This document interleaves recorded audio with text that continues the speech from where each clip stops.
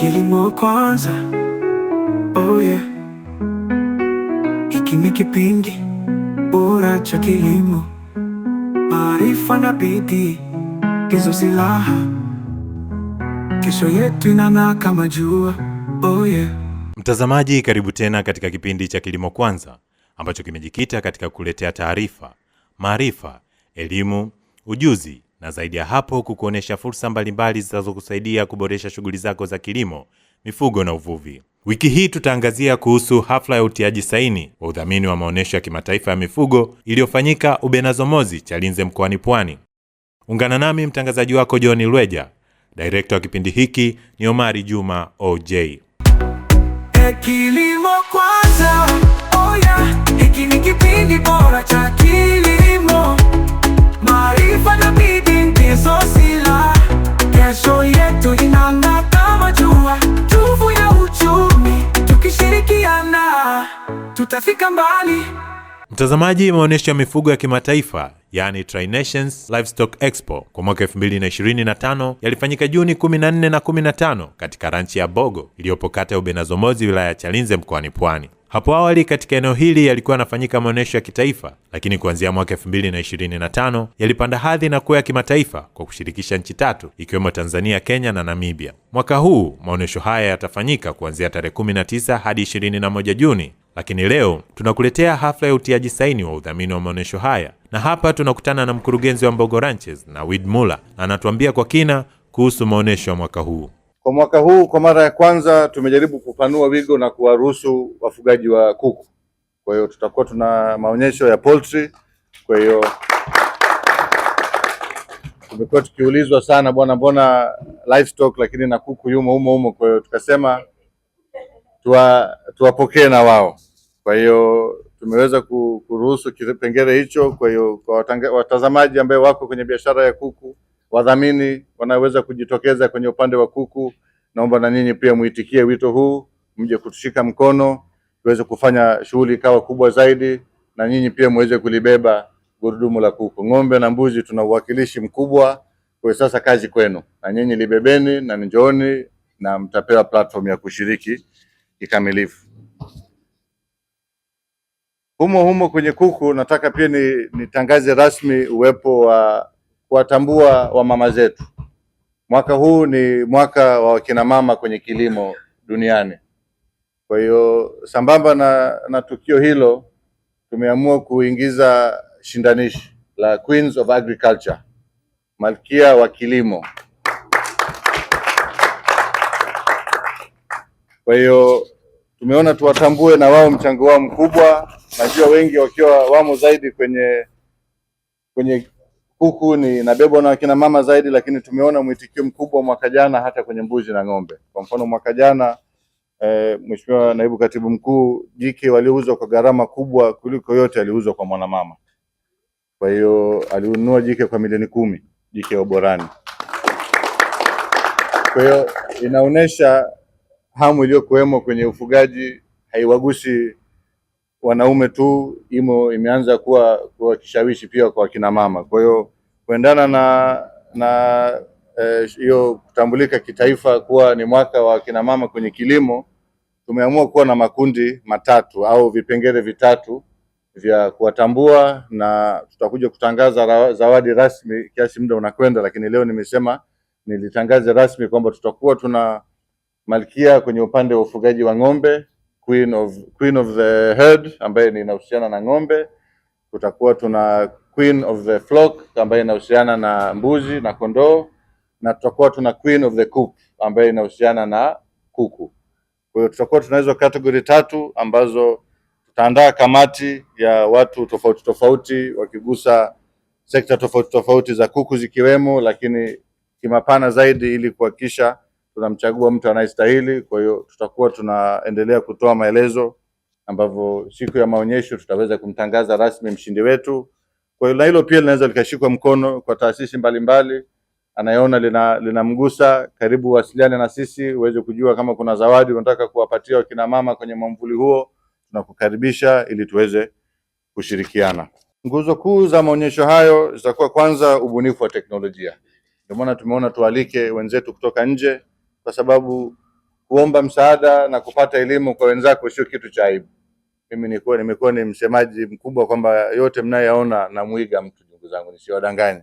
Napokwenda, naposafiri, napoona kuna mazuri utayaona, utaweza kuyatumia. Kuna mingine utaona hali ya hewa hii haikufai kwako, utayaacha. Utaona labda mbegu hii, lakini kikubwa ni tunakuwa inspired kwa kuona wenzetu. Kwa hiyo ndio maana tumeona kuwaalika, sio kwamba tumesema tumeshindwa, hapana, lakini ni kukubali kwamba kwa pamoja tunaweza tukaenda mbali zaidi. Kwa hiyo wenzetu wao walibahatika kuwa na fursa tofauti tofauti, hata upande wa kibenki. Naamini ndugu zetu wa NMB watajifundisha mengi kwa kuona fursa ambazo zipo kwa wenzetu upande wa utoaji huduma za fedha, lakini pia wauzaji wa pembejeo na vitu vingine vya mifugo. Pia wataweza kuona ni mbinu gani watu wanawafikia wateja, huduma gani wanatoa ili kuhakikisha biashara zao zinakuwa.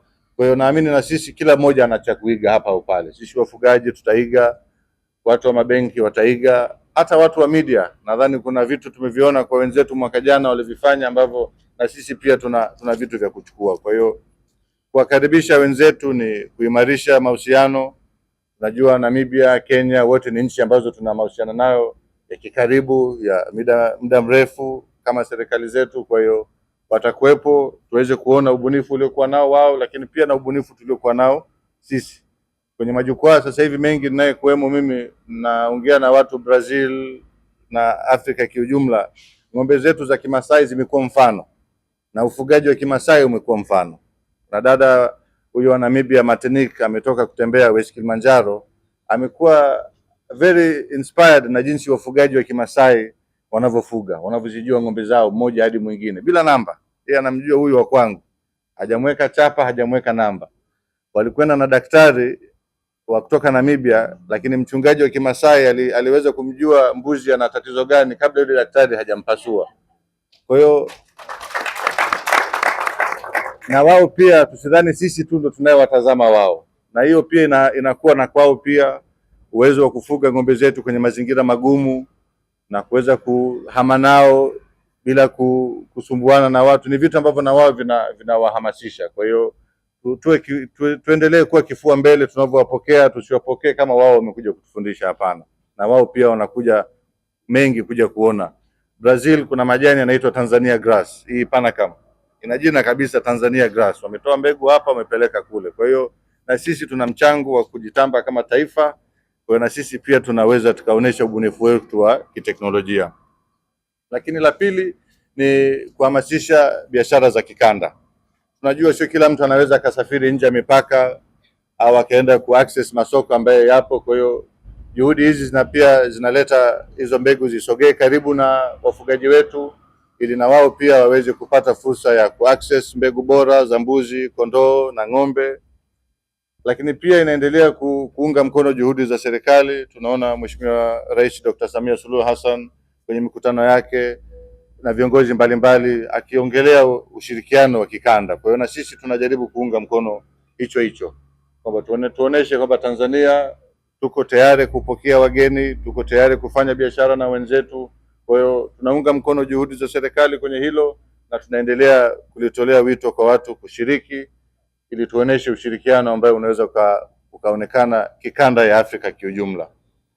Naweza nikasema safari hii nimepata maombi mengi kutoka Zambia, kutoka Botswana, walitaka kushiriki, lakini tukaamua kimkakati kwa mwaka huu tuwape heshima wale waliotuunga mkono mwaka jana. Kwa hiyo naweza nikasema kwamba mwakani tusishangae tutakapoona kuna mataifa ya ziada ambayo yanakuja. Malawi, Botswana, Zambia, wote wameonyesha interest. Yote inaonyesha kwamba tuliweza kuonesha kwa mfano kwamba Tanzania tunaweza tukawapokea, tunaweza tukaandaa maonyesho yalikuwa yamekidhi vigezo vya kimataifa. Na kuna vingine utalii ambayo upo, wengi wanasema tukija tutakaa siku 2-3 za ziada, twende Zanzibar, twende kwenye mapori yetu. Kwa hiyo ni taifa ambalo linakubalika kikanda na kimataifa kiujumla. Kwa hiyo tunaendelea kuunga mkono juhudi za serikali, na hiyo ndio moja ya mikakati ya maonyesho haya. Wadhamini wakuu wa maonyesho haya ni benki ya NMB, ambayo kutokana na kuona tija ya maonyesho haya wamepanua wigo wa udhamini wa maonyesho, ambapo watatoa udhamini wa shilingi milioni 300 katika kipindi cha miaka mitatu. Hapa tunakutana na mkuu wa kitengo cha kilimo biashara kutoka benki hii, Bwana Nsolo Mlozi, ambaye anazungumzia kuhusu dhamira ya benki hii kudhamini maonesho haya. Mwaka huu tunaingia makubaliano ya miaka mitatu mfululizo, kwa maana ya mwaka 2026, 27 na 28, makubaliano ya kudhamini maonesho haya kwa shilingi za Kitanzania milioni 300. Lakini tu si udhamini wa fedha, lakini tutaendelea kuhakikisha hata wadau mbalimbali ambao tunafanya nao mashirikiano, yapo makampuni yametajwa hapa, tuna mashirikiano nayo ya kibiashara, tunaendelea kuonyesha na wao kuwavuta kuja kudhamini, kwa sababu sisi tumetoa na ndio wadhamini wakuu miaka mitatu mfululizo, lakini haya makampuni yanafanya biashara kwenye sekta za mifugo, hivyo na wenyewe tunaendelea kuwavuta. Na amesema hapa mkurugenzi, wako ambao na sisi tumeshiriki kama benki ya NMB kuwavuta ili tufanye pamoja, kwa sababu wote tunaijenga nyumba moja, wote tunataka kuinua sekta ya ufugaji Tanzania. Hatuwezi kufanya peke yetu, tutafanya na kampuni ya ranchi ya Mbogo, lakini wadau wengine wapo. Ndio maana yapo makampuni yametajwa, wako viongozi wa makampuni mbalimbali wako hapa leo, na tunaamini tutaendelea kuwa nao kwa mustakabali mpana wa sekta ya mifugo. Daktari Fabian, kwa maana ya wizara, sisi kama benki ya NMB itatoa takwimu chache, na wako viongozi wa wafugaji, wako makampuni mbalimbali hapa, wanaweza wakatoa ushuhuda na wenyewe hata kwa mazungumzo tutakayofanya baadaye. Lakini tuseme kwa miaka miwili mfululizo sisi benki ya NMB tumefanya mabadiliko makubwa kwenye sekta ya mifugo Tanzania.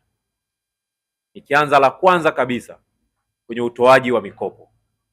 Niseme wazi, mimi kama mkuu wa idara, lakini maafisa wenzangu kwenye idara yetu, lakini hata viongozi wetu wa juu, asilimia kubwa ya muda tunautumia ni kuwa shambani kuhakikisha tunatoa masuluhisho badala ya kuwepo maofisini. Na ndio maana mnaona sekta ya mifugo pekee kwenye mikopo tumeshatoa zaidi ya bilioni 130 za Kitanzania ndani ya miaka miwili, na sio bilioni 130 tu kwenda kwa mfugaji mmoja, wawili au watatu wakubwa.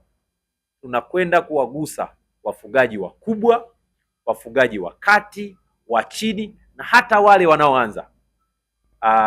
Tuseme tu kwenye sekta ya mifugo, ninaamini sisi tunaonyesha njia na tunaendelea kutengeneza fursa hata kwa taasisi zingine za fedha wajifunze kutoka kwetu, kwa sababu sisi tunafahamu namna bora na sahihi ya kuweza kumfikia mfugaji.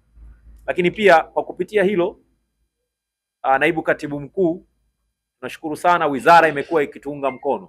Hata tukiwa tunafanya shughuli hii leo, kuna mambo tumejadili.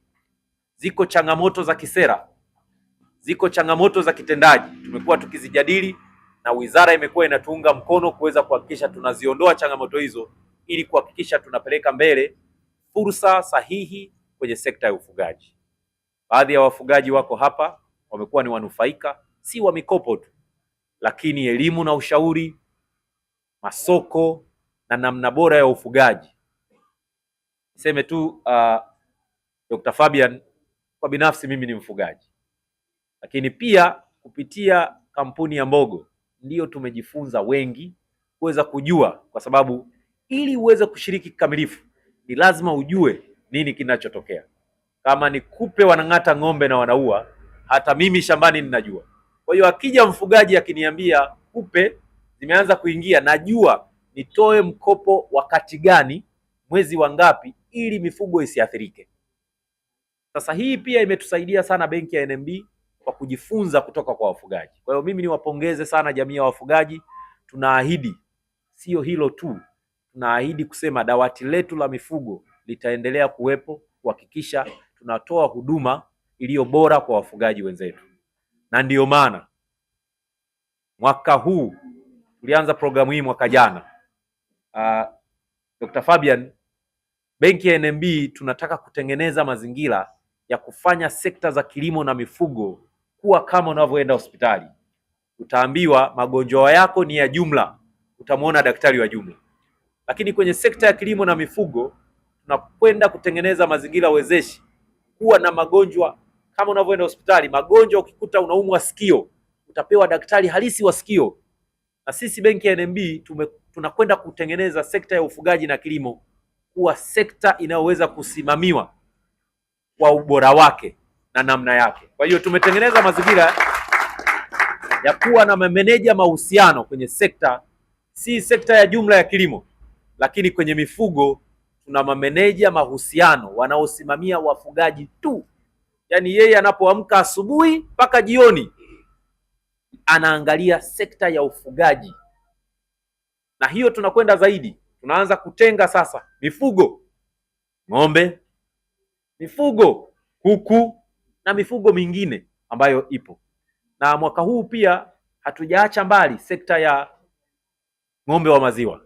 Sekta ya maziwa tumeajiri afisa meneja mahusiano mahususi kwa ajili ya ufugaji wa ng'ombe wa maziwa, ili kuweza kuhakikisha sekta ya mifugo tunaipa nafasi na fursa sahihi, kwa sababu tunahitaji tuongeze tija, si kwenye idadi ya mifugo tu. Wafugaji wa asili wako hapa wanajua, zamani ilikuwa una eneo kubwa, malisho yapo, mapori yapo, maji yapo, lakini kutokana na mabadiliko ya tabia ya nchi na kutokana na hali za kiuchumi, maeneo mengi yamepungua ukubwa, malisho yamekuwa adimu, maji yamekuwa ni shida. Sasa benki ya NMB kupitia idara yetu ya kilimo na ushauri tunatengeneza mazingira, na tumeanza kutengeneza mazingira ya kutoa ushauri sahihi. Yamkini mfugaji anatakiwa si kufuga ng'ombe wengi, lakini afuge ng'ombe bora, ili badala ya kufuga ng'ombe wa kilo 150 awe na ng'ombe wanafika kilo 350, ili wawe wachache lakini bora. Lakini pia aweze kwenda kwenye masoko ya nje na maeneo mengine. Kwa hiyo fursa ni kubwa sana kwenye sekta ya mifugo. Mtazamaji, kwa mujibu wa takwimu za mwaka 2023, sekta ya mifugo ilichangia 6.2% ya pato la taifa na kukua kwa 5%. Sekta hii inatoa ajira kwa kaya milioni 4.6 na imekuwa na mchango mkubwa katika uzalishaji wa malighafi za viwanda na kuchangia ongezeko la upatikanaji wa fedha za kigeni kupitia mauzo ya mazao, nyama na ngozi nje ya nchi. Hapa tunakutana na naibu katibu mkuu Wizara ya Mifugo na Uvuvi, Dr. Fabian Magawa Madele, ambaye anatuambia kuhusu nafasi ya serikali katika kukuza sekta hii. Serikali ya awamu ya 6 inayoongozwa na Mheshimiwa Dr. Samia Suluhu Hassan imeendelea kuchukua hatua mbalimbali za kuboresha sekta ya mifugo ili kuimarisha sekta husika na mazao yake nchini. Lengo ni kuchochea ukuaji wa sekta na kuongeza manufaa, ambayo mojawapo ni wananchi kupata vipato, lakini wafanyabiashara kufanya biashara kwa faida kubwa, lakini na kuimarisha usalama wa chakula nchini. Hayo ni malengo makubwa ambayo yapo, na hatua hizo zimewezesha wadau na wafanyabiashara wa mifugo, kwa mfano, kuuza nyama kwa mwaka jana tani milioni 13 na malengo tani milioni 13, na malengo yaliyopo kwenye dira ya taifa ya maendeleo ni kuongeza hizo tani kutoka milioni 13 mpaka milioni 50. Kwa hiyo tuna kazi kubwa ukiangalia, lakini tunaamini kwa miundombinu iliyowekwa na kwa dhima iliyopo ya serikali, jambo hili linawezekana.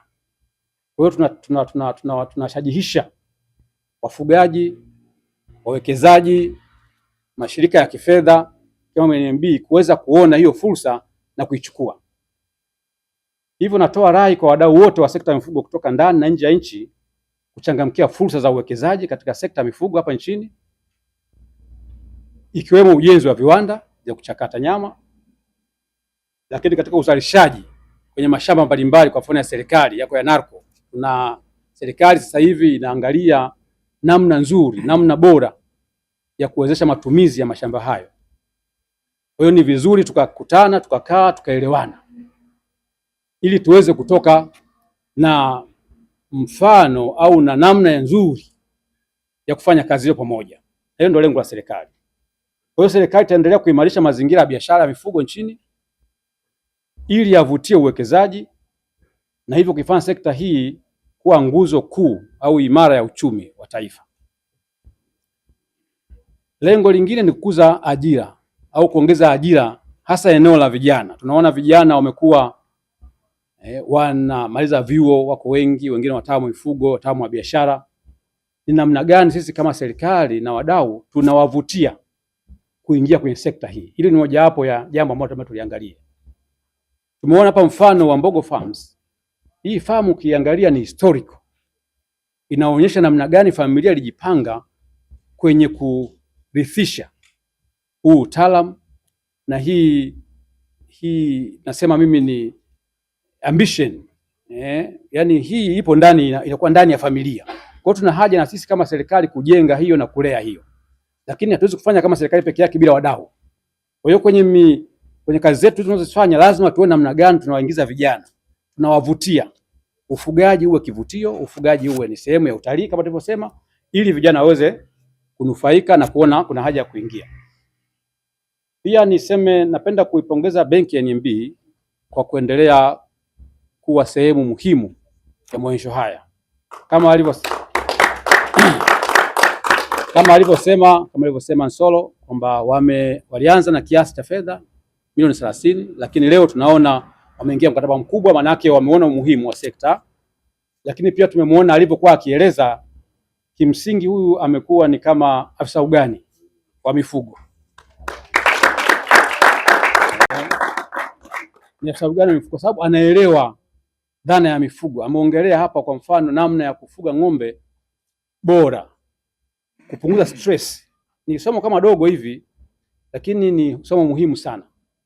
Kwenye utaalamu wa mifugo, ng'ombe anahitaji vitu vitatu: chakula, unahitaji kuwa na chakula cha ng'ombe, lakini unatakiwa kuwa na breed, yani ng'ombe wa aina gani. Kwa hiyo hapa ni breed sahihi ambayo tunaipata sasa kwenye hizi expo. Mbogo ana address breed sahihi, lakini wafugaji lazima tujue ng'ombe anataka uwe na breed sahihi, awe na chakula, lakini awe na mazingira bora. Vitu vitatu. Mazingira bora ndio yale aliyokuwa anayaongelea. Huyu ng'ombe kwa mfano kumchapa ng'ombe kila wakati ili aweze kukutii ni tatizo. Ng'ombe kutokuwa na kivuli, siku nzima hajakaa kwenye kivuli hata kidogo, ni tatizo. Kwa hiyo manake kwenye mazingira ya ng'ombe lazima tuangalie ili ng'ombe aweze kuwa na nyama bora, aweze kupatikana nyama yake kwenye masoko ya kimataifa, manake tunatakiwa kuangalia maeneo hayo. Kwa hiyo baada ya kusema hayo sasa, kwa niaba ya Katibu Mkuu nitaomba niseme yale ambayo nimeyaona, nimeyasikia, na ningependa tushirikishane ili hatimaye tutoke hapa tukiwa tuna lengo moja, na lengo hilo litakuwa ni kukuza sekta ya mifugo kwenye another level, yaani twende juu zaidi, na hiyo ndio lengo kubwa. Tumeona kwamba maonyesho haya kwanza yanatutambulisha kimataifa. Kwa kama serikali tunaunga mkono, kwa sababu hatuwezi kuendelea kama nchi tukiwa tumejifungia. Tumesikia pia kwamba kupitia maonyesho haya sisi tunatangaza mambo yetu, ufugaji huu wa kienyeji au wa asili. Sio kwamba ni ufugaji ambao labda tujisikie fahari kuongelea, ni ufugaji ambao ni wa kwetu. Lengo letu kama serikali na wadau ni kuboresha, sio kumaliza au kudidimiza, hapana. Kwa sababu ng'ombe hawa wa asili wana sifa muhimu, sifa za uzoefu wa mazingira tuliyosema hayo wanao. Hawa nje waje ili kama nilivyosikia kule, kuna ng'ombe alikuja anapata changamoto, lakini tunapomuingiza na breed ya hapa tunapata ng'ombe bora. Kwa hiyo tutafanya kazi katika msingi hiyo. Hata serikali inasimamia hilo kwamba ng'ombe wa asili wana nafasi yake, lakini hoja kubwa ni namna gani tunaiboresha ili mfugaji wa asili naye anufaike zaidi. Lakini pia tumeona kuhusu swala kuhamasisha biashara ya kikanda. Hii biashara ya mifugo tumeongelea hapa masoko ya kimataifa, soko la Middle East, soko la China. Sisi kama nchi hapa, kwa rekodi zilizopo, tunao ng'ombe barani Afrika, sisi ni nchi ya pili kwa idadi, na mbuzi. Sasa hiyo idadi peke yake tunaongelea ng'ombe zaidi ya milioni 35, idadi ya ng'ombe. Mbuzi zaidi ya milioni 28. Hao ng'ombe lazima tuwatafsiri kiuchumi. Ndio kazi kubwa tunataka kuifanya. Idadi hiyo ya ng'ombe na hiyo kwamba ni namba 2 Afrika, maana yake nini kiuchumi? Ni lazima sasa tutafsiri ili tuweze kwenda kwenye masoko hayo. Kwa hiyo maonyesho haya maana yake yanatu expose, yanatupa nafasi ya kufahamika, nafasi ya kujulikana tunao hao ng'ombe, lakini muhimu zaidi lazima tufanye kazi ya ziada kuhakikisha ng'ombe wetu wanakidhi viwango vya masoko ya kimataifa. Kwa hiyo kwenye hilo sasa kuna kazi ya kufanya ambayo kimsingi ni kufanya utambuzi wa sekta ili tuweze, masoko ya kimataifa yanahitaji wakiuza kule nyama imetoka wapi, lazima tutambuane huku, mfugaji kama Mbogo Farm na mwingine na mwingine na mwingine, tutambuane ili uweze kuweka masoko hayo, lazima tutambulike. Hata benki ili iweze kutoa mkopo na kufuatilia kwa urahisi mikopo, lazima kuwe na utambuzi. Kwa hiyo tuwe tayari wadau wote kuona kwamba hayo ni mahitaji muhimu ya masoko, lakini ni mahitaji muhimu pia hata ya ndani kwenye kutengeneza sekta ambayo imerasimishwa. Tunaona wafugaji wengi wanalalamika tunakosa mikopo kwa taratibu za benki bila kuwa umetambulika ipasavyo. Inaweza kuwa changamoto. Benki ina mifumo na kila taasisi ina mifumo. Bila kumtambua mtu unapa mkopo, huna uhakika nitapataje marejesho. Kwa hiyo ninawasihi wafugaji ambao ni wadau wetu muhimu sana kuona umuhimu wa kuwa kwenye mstari wa utambulisho ambao serikali itausimamia. Serikali inafikiria sasa hivi kuwa na vyama vya wafugaji, vyama vya uzalishaji mifugo vya wafugaji. Tutakuja kuongea kuhusu subject hiyo, lakini maana yake ni kutambuana. Kwenye kutambuana kutasaidia mambo mengi sana, ikiwemo mambo ya kifedha kwenye benki, lakini mambo ya huduma za ugani, mambo ya malisho, lakini mambo ya huduma za matibabu ya mifugo, lakini mambo ya chanjo za mifugo, hata mambo ya masoko. Tukiwa tumetambuana inakuwa rahisi kufanya mipango yote hiyo. Kwa hiyo kazi tutaifanya na tutahakikisha mwisho wa siku tunatoa elimu sahihi kwa makundi sahihi, na serikali imeendelea kuimarisha sekta ya ugani nchini. Mtaona maafisa ugani wetu, maafisa mifugo, tunaendelea kuboresha mazingira yao ya kazi, ikiwemo kuwapatia vitendea kazi. Lakini pia mimi nimekuja hapa pamoja na kazi zingine ni kuimarisha eneo la utoaji huduma upande wa serikali kupitia watendaji wetu. Tunatambua watendaji lazima pia waendelee kukumbushwa na kuimarishwa na kufundishwa. Lazima kwenye upande wa sekta ya mifugo tuwe na watendaji ambao ni proactive, ambao wako tayari kumwona mfugaji ni mtu muhimu, wawe tayari kumkimbilia, wawe tayari kumsaidia. Hiyo kazi tutaifanya ili tuweze kukutana. Bankers kwenye eneo hilo la customer care wao ni wataalamu, lakini sisi improve kwenye serikali tuhakikisha watendaji wetu na sisi tunawapa package ya utaalamu, lakini package pia ya mahusiano na customer care. Waone wafugaji ni watu muhimu. Tunajua wanaona hivyo, lakini tunataka tuboreshe eneo hilo. Nalisema wazi hilo kwa sababu nitalifanya bila kificho. Yule mtendaji ambaye atakuwa hafanyi hayo tunayoongea, kwa kweli serikali kuna tatibu mbalimbali, lakini tunaamini tunaelewana. Kwa hiyo tunataka wawe proactive, wawakimbilie, waje wawaone, wawasikilize, wahudumie. Ukishafanya hivyo ndipo wawekezaji sasa na mabenki watakuja haraka sana. Kwa naamini kwa kusema hayo pia tutakuwa tumetoa mchango wetu kwenye ile lengo kuu la kuleta mabadiliko makubwa, kama ni kuandalini hapa, makubwa ya sekta ya ufugaji nchini, ambao ndio lengo namba moja. Haya mengine yote tunalenga huko. Wingi wa mifugo kwa idadi, kwa takwimu na kwa kila kitu bado hautoshi. Kazi yetu kubwa ni kutafsiri hiyo idadi kwenye maeneo matatu: moja, kwenye mapato; mbili, kwenye usalama wa chakula. Hatuwezi kwa mfano tukafuga tukauza tukabaki hatuna kitu. Kwa hiyo ufugaji lazima uwe wa kisayansi. Tunafuga huku tukizalisha. Kuna changamoto zingine zipo ambazo tuziangalia, kwa mfano uuzaji wa ng'ombe au mbuzi majike. Katika utaalamu, mimi ni mtaalamu wa mifugo, tukiwa hatuna sera nzuri tukauza kwa mfano majike 70%, si ndio? Yaani tukauza tu tukajikuta tumeuza majike 70% ya mifugo yote, tukabaki na madume, tutatokea nini hapo wafugaji? Tapata shida, si ndio? Kwa hiyo lazima tuende na ufugaji wa kisasa, ufugaji wa kisayansi, na kwa hiyo lazima tuwe na sambamba na utafiti, na hapo ndipo vyuo vyetu sasa vyuo vya mifugo SUA na vingine vitakuwa sambamba na sisi. Tunafuga kisayansi ili hata mauzo yetu tuuze kwa kubalansi mizania ya kisayansi ya uzalishaji. Hafla hii iliambatana na ziara ya ranchi pamoja na semina ya ufugaji ambapo elimu kuhusu ufugaji wenye tija ilitolewa. Hafla hii ya utiaji saini wa udhamini wa maonesho haya ni hatua madhubuti katika kufanikisha maonesho haya ambayo yatafanyika kuanzia Juni 19 hadi 21 hapa Ubenazomozi, Chalinze, Pwani. Mtazamaji, mpaka hapo tunahitimisha kipindi cha Kilimo Kwanza kwa wiki hii. Unaweza kufuatilia mitandao yetu ya kijamii ambayo ni Instagram @TVE Tanzania, lakini pia YouTube account yetu Kilimo Kwanza TV, au tutumie ujumbe wako mfupi wa maneno kupitia namba yetu ya simu ambayo ni 0620229475. Na kusihi endelea kufuatilia vipindi vinavyofuata. Tukutane tena wiki ijayo. Mimi ni John Lweja, asante. Kilimo Kwanza, oh yeah.